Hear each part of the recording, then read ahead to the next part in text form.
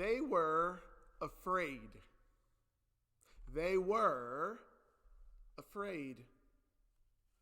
On first appearance, this seems a strange phrase to use at the conclusion of a gospel account, and an even stranger phrase to read on Easter morning. But if we dig deeper, we'll discover that these three words are masterfully composed. Consider the source. Mark's community existed toward the latter third of the 1st century BCE. In this time period, Jesus' followers are constantly persecuted. Jerusalem will be sacked by the Romans if it hasn't been already. Mount Vesuvius will erupt, covering an entire continent in a black, ashy cloud. Human rights for the most marginalized communities are non-existent. And as the Jesus movement enters adulthood, its momentum seems to be fading. For Jesus' followers, and particularly for believers in Mark's community, it feels like the world is ending, and they are afraid. And here we are this morning reading Mark's Gospel in Charlotte, North Carolina in 2021. And we've been sucked into a Zoom vortex. We're processing the loss of 500,000 Americans to a virus. Polarization is rampant in every area of life. The economy and institutionalized racism and classism and sexism and the environmental crisis and isolation from friends and family, all of these issues make us anxious. We're even anxious about talking about these weighty subjects in substantive ways and in mixed company, because it's so good to actually have company and to actually have socialization in any form that we don't want to do anything to jeopardize it. I think it's safe to say that we too, as people of faith, are living in traumatic times, and we too are afraid.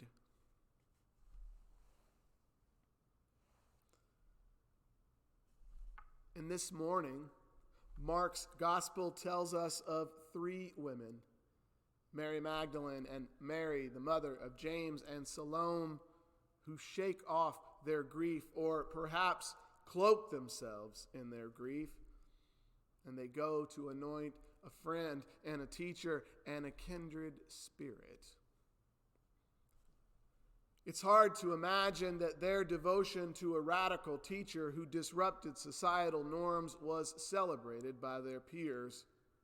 One might infer that, like the suffragettes a century ago, these women navigated their actions with a mix of both pride and caution, both perseverance and heartbreak, and that they would not have been immune to heckling and cruelty, both from those within their station and above it.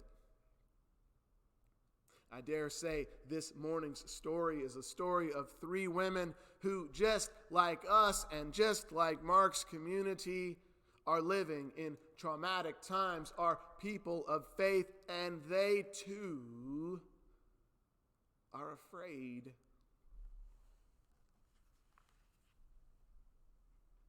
But these three faithful women, Mary and Salome, followed Jesus. They listened to Jesus, and they loved Jesus, and they learned how to serve and be served alongside him. And they protected Jesus, and they stayed with Jesus, and they witnessed the ministry of Jesus, all of it, especially the last week of it. While the disciples stayed huddled in the upper room, these women witnessed his crucifixion. They made sure they knew where his body was buried, and they rose early in the morning, this morning, to do faithful but unpleasant work. They went to anoint Jesus' body in order that the tomb might not be filled with the stench of death. It's interesting, too. These women worried about the massive stone covering the tomb.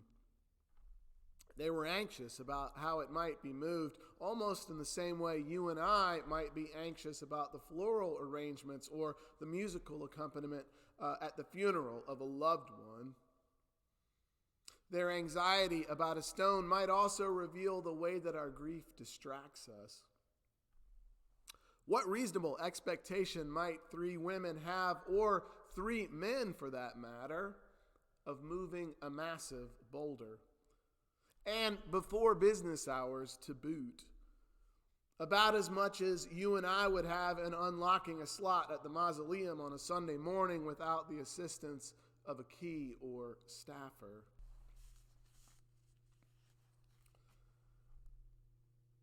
I'm also struck at the way that our grief can distract us. I think in a healthy way most times, and give us space before we process the reality of loss. I can't tell you how many times music moves me in a funeral service because I'm done planning the details and my mind finally confronts the urgency and significance of my loss. I think in some small way, this stone yet unmoved and this anointing yet to be done is providing a few more moments of space before Mary and Salome have to confront the loss of their friend. And then, Sardis, there is a flurry of activity in our text. The stone is rolled away, no small feat, but is this a righteous feat or a mischievous one? Inside the tomb there is an angel dressed in white and gleaming, I'm sure, and sitting on the right side. That's the righteous side, the loving side, the banquet side of where the body of Jesus had rested the night before. Mary and Salome are alarmed, and I would argue rightly so. If the stone has been moved in a natural way, it would have had to be done by a group with resources, a group with at least a few very strong and skilled men. And it's reasonable to assume that resourceful people in this setting would not necessarily be aligned with the Jesus movement. They would most likely have ill intentions or ulterior motives for the body. I will also intuit that our 3 heroines are both brave and perceptive. They've seen enough of the ministry of Jesus to know the terrifying and awe-striking power of God. They hung around Peter and James and John, and I have a feeling that Peter and James and John may have had loose lips, and the transfiguration event and its gleaming whiteness and its strange weirdness may have been recounted to the inner circle. How could it not have been? And I feel certain that these 3 women remembered every word that Jesus spoke. They would have known about sheep and goats, and the angel's positioning in the tomb would not have at all been lost on them. I believe that these women are alarmed, startled, shocked, afraid even, because they have just walked into an event beyond their comprehension and reckoning. The angel says, "Do not be alarmed. You are looking for Jesus of Nazareth, who was crucified. He has been raised. He is not here. Look, there is the place they laid him. But go, tell his disciples and Peter that he is going ahead of you to Galilee, where you will see him, just as he told you." Wow! As if they didn't already have enough to process. The naming here is really important, y'all. Jesus of Nazareth, that is, the man you knew, full of humanity, just like you and me, was crucified. And not only did Jesus die, but he experienced the shame and the abandonment and the humiliation and the pain and the numbness that so many marginalized people in humanity have felt. Jesus, of course, also shared in their joy. But Jesus has been raised. And note that distinction, not that Jesus rose or that Jesus raised himself, but God has raised Jesus. And the risen Jesus doesn't linger in the stench of a tomb. The risen Jesus is living in Galilee, the very place that it all started.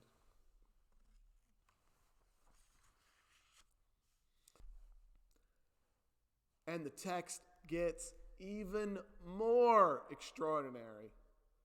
This risen Jesus isn't residing in the Galilee to exact revenge or to hold grudges or to be kept secret.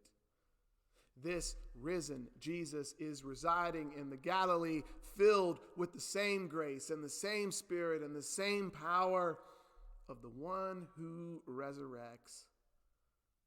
The 12 disciples had abandoned Jesus. Peter has even betrayed and denied him. But Jesus calls them to Galilee, to join him, to be present with him, to continue the beloved community. And most important, note that the angel doesn't tell Peter and the others that he is going ahead of them and will see them and will do just as he told them. The angel says, you, and I know that's an inclusive you. The angel is reminding Mary and Salome, and perhaps you and me as well, that Jesus isn't making them or us message takers. Jesus is entrusting his witness and his ministry first to these three women and then all of us who will follow. So Mary and Salome left that place in silence, and they said nothing, at least for the moment, to anyone, for they were afraid. Well, I don't blame them one bit. So you mean to tell me that three women who prior to meeting Jesus had never been heard or been taken seriously or had the opportunity to impact public and recognized change, three women who had to endure all the atrocities of Roman occupation with a tenth of the dignity afforded to men, now, all of a sudden, these women are entrusted and empowered to continue the ministry of Jesus? That's a scary proposition, and I think one that affords the grace to be afraid. Of course, Mark's gospel isn't interested in tidy epilogues. Mark's gospel lays out the life of Jesus by letting us know that the kingdom has come near in the form of beloved community in Galilee. An unknown man from a forgotten region who sees value in forgotten people channels the divine, and new life is created. And even better, Jesus invites everyone else to join him in this new life. Mark's gospel not only tells us what Jesus did and how Jesus lived, but Mark's gospel also spells out what Jesus calls each one of us to do. Mark's is a story written by a community who was afraid, and Mark's is a story received today by a community who is also afraid. And Mark's story describes a group of three women who allowed the fullness of their experiences with Jesus and the hope of resurrection to overcome their present fears. These three women, Mary and Salome, they swallowed the lump in their throats. They maneuvered their wobbly knees, one awkward, shaking step at a time, and they found their friends. And they told the story, and they traveled home to the Galilee, and there they dared to believe that they could replicate and emulate the same actualized love that Jesus shared with them. And that love is resurrected. It travels through space and time. It fills our fearful, weary bones and reminds us that we too can resurrect God's love. There's a lump in my throat. Sometimes I try to swallow it so hard I feel it deep down in my chest.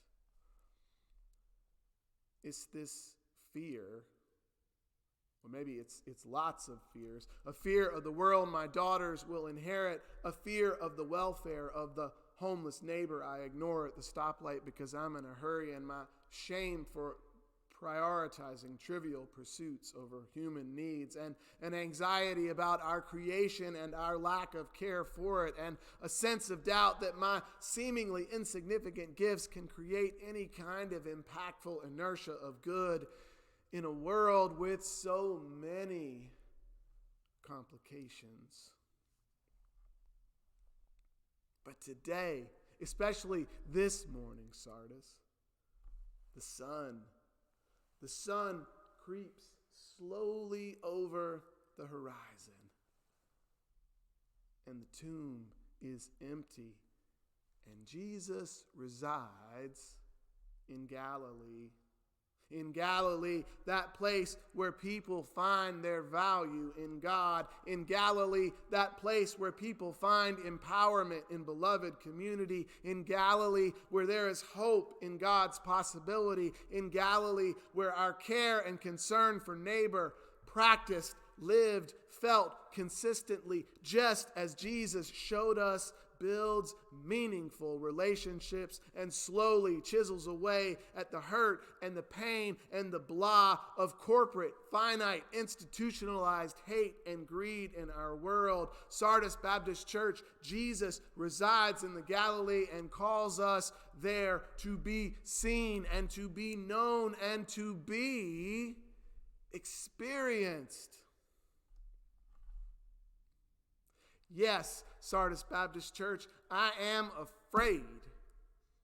But this morning, I step with growing confidence toward Galilee, faithful that I will remember not just what Jesus has done, but what Jesus calls me to do. I think that you and me, all of us, have a love to give and valuable gifts to share, and I believe that our collective love and our collective gifts will relieve our fears and empower us to see, empower us to know, empower us to experience, and empower us to ultimately be the resurrected Jesus in the world today. Easter. Friends, may it be so, and may it begin right now.